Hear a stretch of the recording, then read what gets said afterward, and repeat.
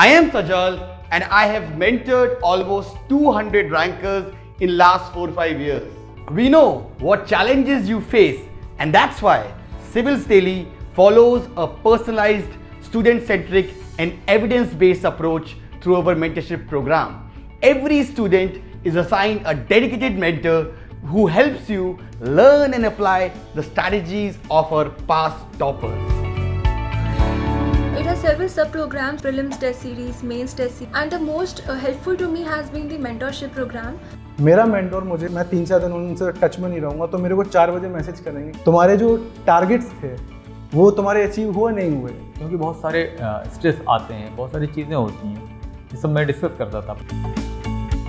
So I've been able to comprehensively improve my preparation with this program. Randeep sir के साथ रह के मेरी एफिशिएंसी बहुत ज़्यादा बढ़ी है। मुझे ये भरोसा है कि मैं प्रीलिम्स आने वाले में क्रैक करूँगा। हेलो, मेरा नाम यक्ष चौधरी है। मैं अमरोहा का रहने वाला हूँ, उत्तर प्रदेश में।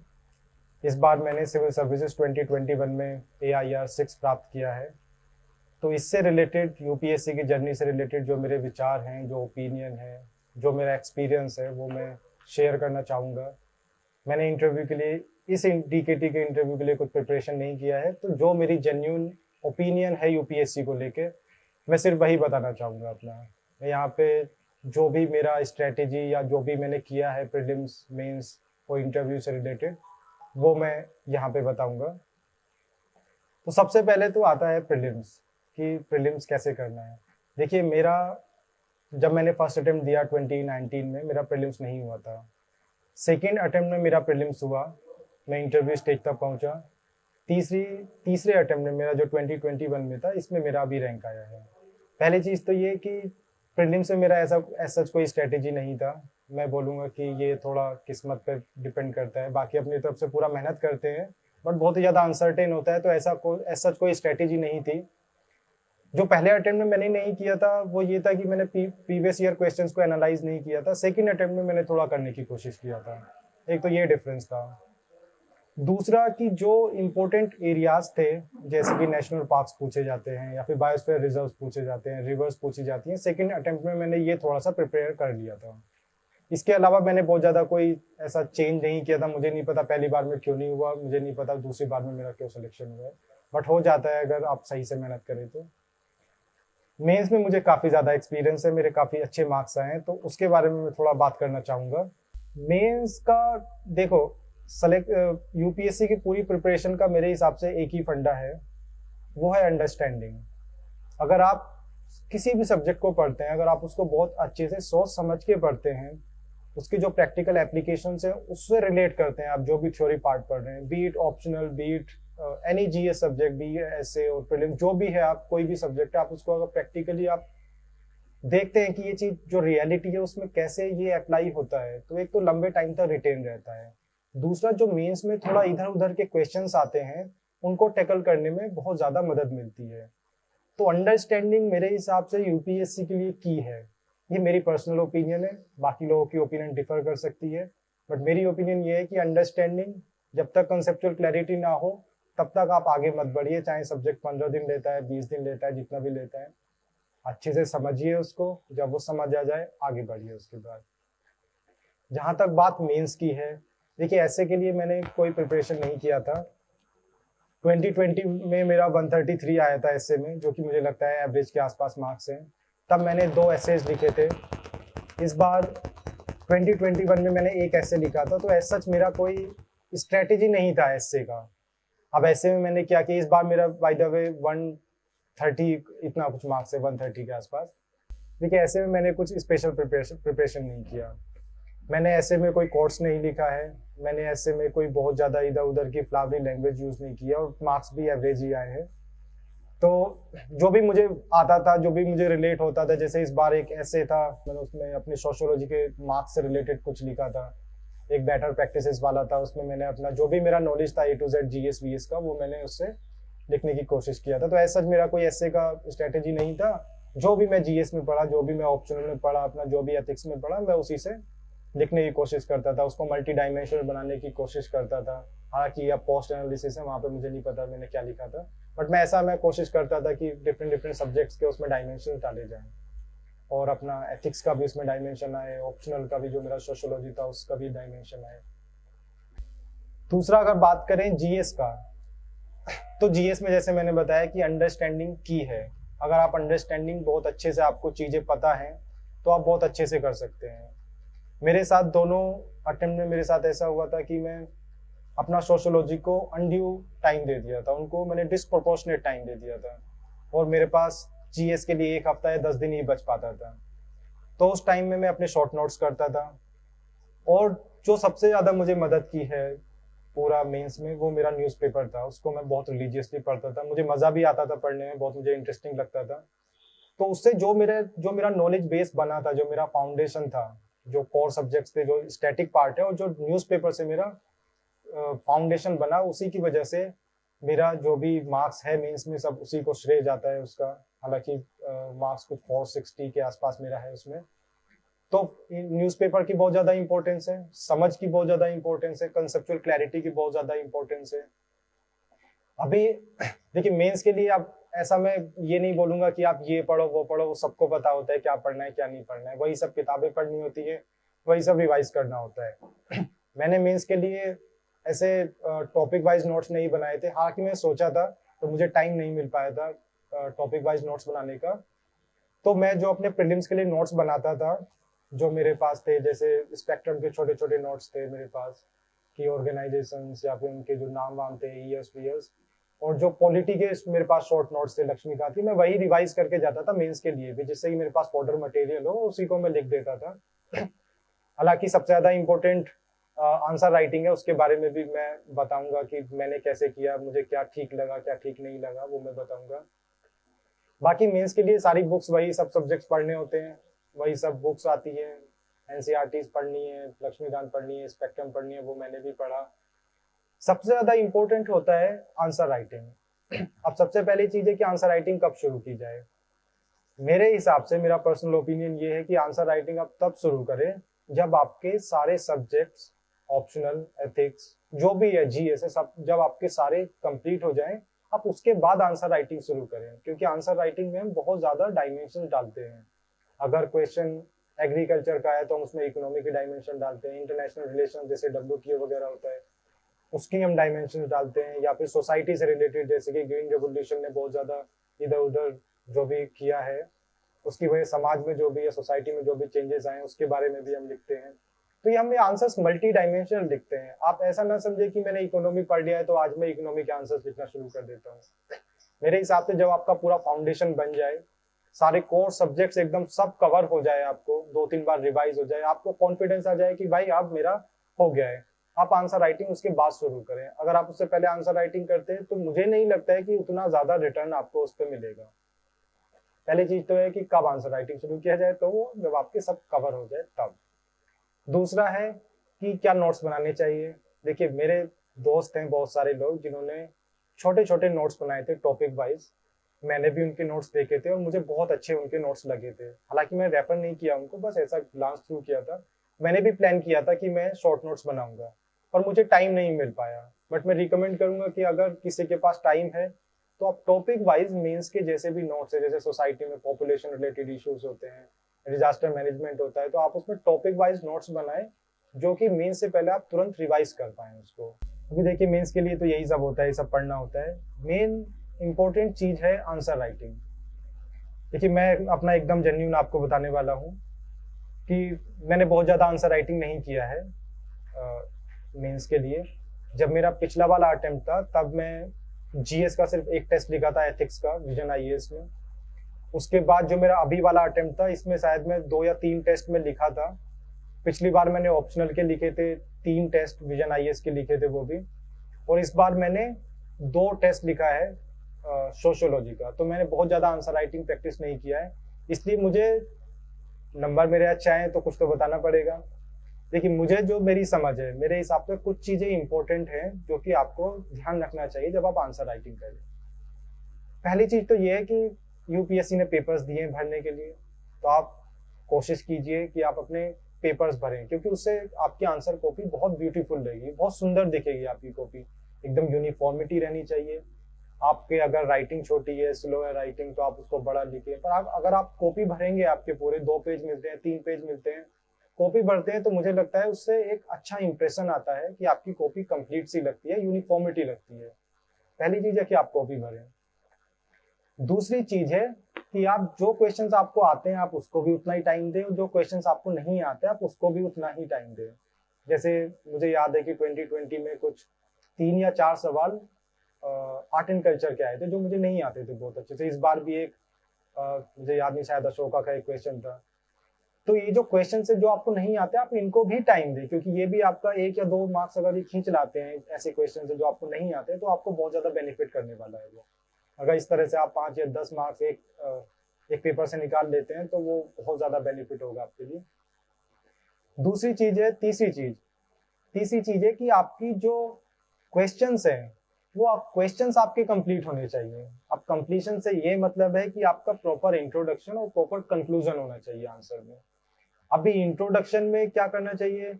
अब इंट्रोडक्शन में ऐसा नहीं है कि हम पहले से एक परफॉर्मा बना के लेके गए हैं कि भाई कोई भी आएगा डेफिनेशन लिखेंगे उसमें और आगे बढ़ेंगे। देखो ऐसा नहीं होना चाहिए। आप जो आप अपना आंसर लिखने वाले हैं आप उसका प्रीमाइस सेट कीजिए अपने इंट्रोडक्शन में। अगर फॉर एग्जांपल कोई सवाल पूछा जाता है क्लाइमेट चेंज से रिलेटेड कि भाई बहुत सारी प्रॉब्लम्स आ रही हैं, तो आप थोड़ा डेटा लिख दीजिए उसमें। आपका जो कितनी खतरनाक सिचुएशन है अभी या कितने लोगों को नुकसान हो रहा है उससे, वो सब आप डालिए अपने इंट्रोडक्शन पार्ट में, जिससे कि आपके जो आपका आंसर है उसका एक प्रीमाइस सेट हो उसमें। अभी ऐसा हमको ये भी नहीं करना है कि भाई सब में डेटा डालना है, सब में डेफिनेशन डालना है, या फिर सब में किसी कमेटी का रिपोर्ट डालना है। मुझे तो लगता है कि मैं तो जो मेरे मन में नेचुरली आता था आंसर पढ़ने के बाद कि भाई मुझे ये लिखना चाहिए, मैं वो लिखता था। अब हो सकता है कि ये बहुत ही ज्यादा अनरियलिस्टिक लगे कुछ लोगों को, बट ये मेरी रियलिटी है। मैं तो ऐसे ही करता था, मैं डेटा रट के जाता था, बहुत सारा डेटा कोचिंग इंस्टीट्यूट्स निकालते हैं डिफरेंट, मैं याद करके लेके जाता था। बट मैंने ऐसा कभी नहीं सोचा कि यार ये डेटा मैं उस आंसर में यूज करूंगा, मुझे लगता है कि जब मैं लिखने बैठता था आंसर तो नेचुरली कुछ चीजें रिकॉल हो जाती थी, उसमें दिख जाता था कि यहाँ पे ये चीज बेनिफिशियल होगी अगर मैं इसके इंट्रोडक्शन में लिखता हूँ। तो कोई कमेटी का रिपोर्ट जो उस क्वेश्चन से रिलेटेड हो, जो उस क्वेश्चन का जो आप आंसर है उसका प्रीमाइस सेट करें। दूसरा बॉडी आप पैराग्राफ्स में लिखिए, पॉइंट्स में लिखिए, आपकी मर्जी है। मैं पॉइंट्स में वो आंसर्स लिखता था जो मुझे बहुत अच्छे से आते थे, और पैराग्राफ में वो लिखता था जो मुझे नहीं आते थे, क्योंकि अगर एक क्वेश्चन है मेरे पास एक ही पॉइंट है लिखने के लिए तो मैं उसे पॉइंट्स में ना लिख के उसको पैराग्राफ में लिखता था, ताकि मैं एक पॉइंट से ही 2 पेज पढ़ डालूं अपने। तीसरी चीज है इसमें कि कंक्लूजन कैसे करना है। देखिए 2-3 तरीके हैं कंक्लूजन करने के। पहला तो ये है कि आप जो आपने लिखा है उसको समराइज कर दें, जितने भी आपने पॉइंट्स लिखे हैं उसको कीवर्ड्स को डाल के उसको समराइज कर दें। दूसरा तरीका ये है कि आप उसमें वे फॉरवर्ड लिख दें। तीसरा तरीका ये है कि जो नहीं पूछा है थोड़ा सा उसमें भी डाल दें, कि अगर पूछा है कि फ्लड कंट्रोल करने के लिए स्ट्रक्चरल मेजर्स क्या होने चाहिए, तो एक लाइन में लिख के कि सर ये हमारे स्ट्रक्चरल मेजर्स हैं। उसके बाद थोड़ा सा ऐड कर दें कि भाई सिर्फ स्ट्रक्चरल मेजर्स ही नहीं, बहुत सारे non structural measures like community training या जो भी है, अर्ली वार्निंग सिस्टम, ये सब भी बहुत जरूरी है इस फ्लडिंग के मिनाज को टैकल करने के लिए। इस तरह से मेरा रहता था आंसर राइटिंग का। चौथी चीज है इसमें कि जो भी आप लिखें वो रिलेवेंट होना चाहिए। इररिलेवेंट होगा तो एग्जामिनर कोई भी चेक करेंगे तो आपको वो इरिटेट हो जाएंगे कि ये क्या लिखा है। कुछ भी आप लिखें, कोई भी एक भी लाइन आपके आंसर की हो, वो सीधा रिलेट करनी चाहिए जो सवाल में पूछा है, जो क्वेश्चन में पूछा है उसी का जवाब दीजिए। इधर उधर बीटिंग अराउंड द बुश करने से कोई फायदा नहीं है। उसके बाद आता है ऑप्शनल। देखिए ऑप्शनल को मैंने बहुत ज़्यादा टाइम दिया है, क्योंकि मुझे सोशियोलॉजी पढ़ने में मज़ा आता था, इसलिए मैंने बहुत सारी उसकी बुक्स पढ़ी हैं, जो बहुत सारे लोगों को वो रियलिस्टिक नहीं लगेंगी कि इतनी सारी बुक्स शायद ना पढ़ पाएँ। मैंने बहुत टाइम दिया। जब मेरा फर्स्ट अटेम्प्ट में मेरा प्रीलिम्स नहीं हुआ था तब मैं लगभग 5-6 महीने बैठ के सिर्फ ऑप्शनल पढ़ रहा था, उसके अलावा मैं कुछ नहीं करता था। उसमें मैंने बहुत सारी बुक्स पढ़ी हैं, जैसे कि हरलम्बोस, रिडजर, मुझे मज़ा आता था। बाकी वो अपना पर्सनल ओपिनियन है या पर्सनल चॉइस हो सकता है कि कितने महीने आपको करने हैं, कितने महीने नहीं करने हैं। मैं ज़्यादा करता था, मुझे अच्छा लगता था, मज़ा आता था, इसलिए मैं ज़्यादा करता था। उसके बाद एथिक्स। देखिए एथिक्स मैंने बहुत कम प्रिपेयर किया है। मुझे लगता है कि ये एक बहुत एप्लीकेशन बेस्ड सब्जेक्ट है। इसमें थ्योरी रटने से या फिर थ्योरी को याद करके जाने से, कोई मॉडल याद करके जाने से उससे मुझे लगता है कि बहुत ज़्यादा फायदा नहीं होगा। आप थ्योरी पढ़ें पर उसको एप्लीकेशन पर्सपेक्टिव से पढ़ें, कि जो भी पढ़ रहे हैं कि अगर इसका कोई क्वेश्चन आता है, इस पर कोई कोट आता है तो उसको मैं कैसे हैंडल करूँगा। आप उसमें डिफरेंट डायमेंशन डालें कि एथिक्स के पेपर में भी अगर कोई कोट आता है, सपोज गांधी जी का कोई कोट आता है कि मदर और जो नीड वाला जो होता है कोट, मुझे याद नहीं आ रहा है, तो आप उसमें जो भी आपका एनवायरमेंटल डायमेंशन लिखे, इंटरनेशनल डायमेंशन लिखे, एथिकल डायमेंशन लिखे, सिविल सर्वेंट्स वाली जो होती है, जो नेपोटिज्म वगैरह होता है, आप उसके बारे में लिखे कि ये नीड वर्सेस ग्रीड वाला जो कंसेप्ट है पूरा, आप इसके बारे में लिखे। तो आप मल्टी डायमेंशंस उसमें लिखें और सब कुछ एकदम एप्लीकेशन पर्सपेक्टिव से लिखें, एकदम आपका जो कॉमन सेंस आए, जो आपको लगे कि भाई ये चीज एथिकल है, आप उसको लिखें। एक चीज और मैं बताना चाहूंगा कि डायग्राम्स की थोड़ी इंपॉर्टेंस होती है। सेकंड अटेम्प्ट जब मैंने मेंस दिया था 2020 वाला, तो उसमें मैंने एथिक्स में डायग्राम्स बनाए थे और मेंस में मैं 2 या 3 डायग्राम्स टोटल बना पाया था, क्योंकि मैं प्रैक्टिस नहीं किया था। पर मैं एथिक्स में मैंने डायग्राम्स बनाए थे। मुझे लगता है कि उस टाइम पे मेरे मार्क्स भी कुछ 117 के आसपास थे और डायग्राम्स में बहुत ज़्यादा मदद की। इस बार मैं डायग्राम्स बाकी जीएस में भी बना के आया, तो शायद उससे मदद मिली होगी, मैं कह नहीं सकता, पर शायद मदद मिली हो।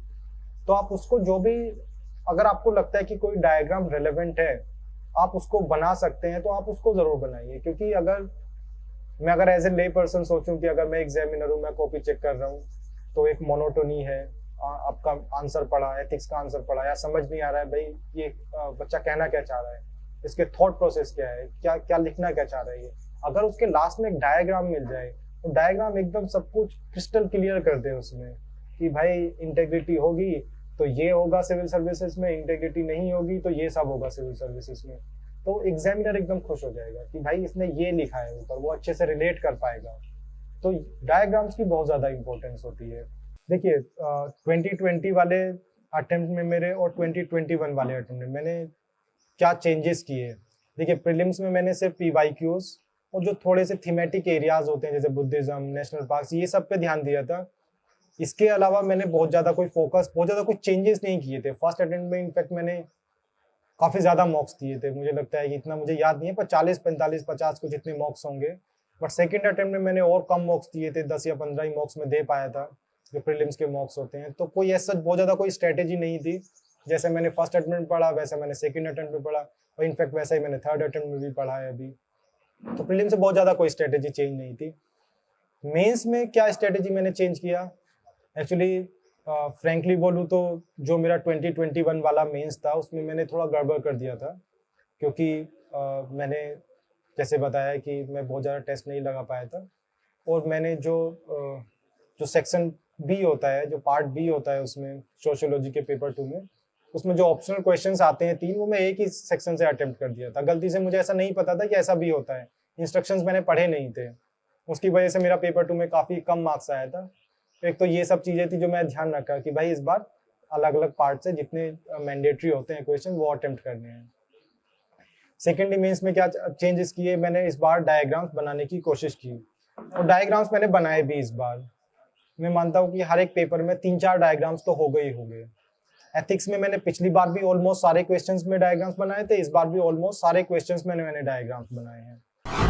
DKT UPSC CSC, अगर आप केवल सिविल सर्विस परीक्षा के प्रीलिम्स, मेंस और इंटरव्यू के वीडियो देखना चाहते हैं तो सब्सक्राइब करें DKT UPSC CSC चैनल। यहाँ आपको टॉपर्स के वीडियो रैंक के हिसाब से अरेंज मिलेंगे।